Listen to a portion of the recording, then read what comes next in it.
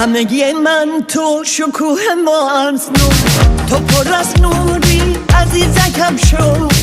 نوبت ما هم میرسد رو، ما پر از رنگیم سپید و سیاه. توی ساز قدیمی که بی خیال مایی، یه روز میبینی آخر که مال مایی. میبینی تنها تویی که بهترین صدایی، تو بهترین صدایی.